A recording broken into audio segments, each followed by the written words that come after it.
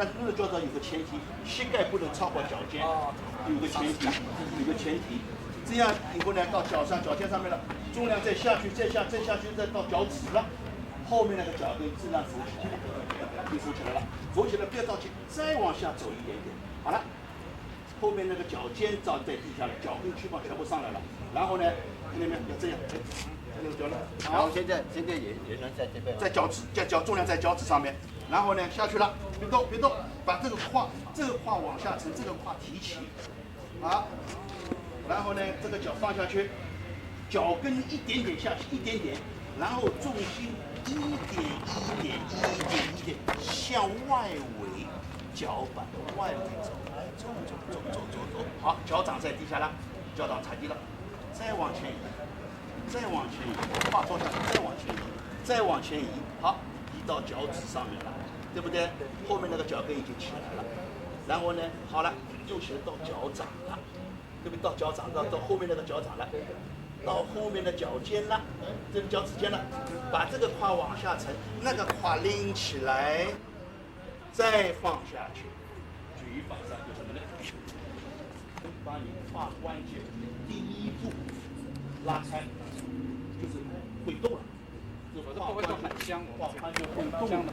这个胯往下沉，把这个胯拉起来，拿起来以后呢，看见没有？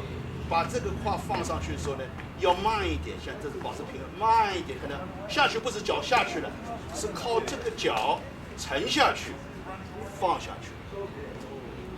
注意啊，千万不是把这个脚蹦下去了。no， 这个脚实际没用的，是假的，没用的。要靠这个脚把它放下去，看到没有？然后放到下去了，后跟一放在地下了以后呢，重心马上一点点往上面移。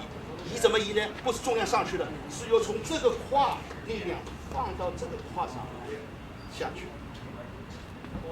重量一点下去，然后注意那个脚放上去以后，不是脚跟脚尖的。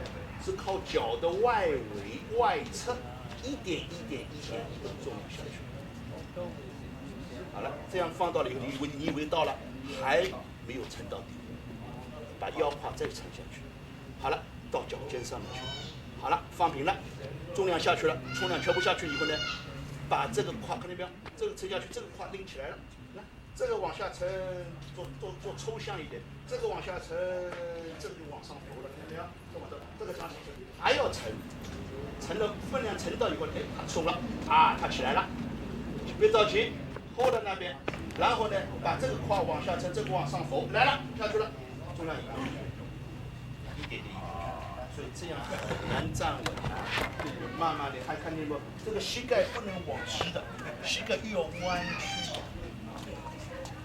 这个膝盖下去不能这个样下来，它下去还看见没有？还是这样。它这个下去不是这个脚放下去，这个脚往下沉，带动它下去。哎，所以这胯有用啦，这用胯了。对，这是用胯。啊，这个胯会了以后呢，有什么好处呢？你打拳推手的时候一样，他那个脚伸到我这里，那边伸到里面来了。伸到里面看到没有？你只要这个脚撑起来，这个脚浮起来，来了，这个脚撑起来，这个胯往下沉，这个胯往上浮，一个撑一个，一个不能来了。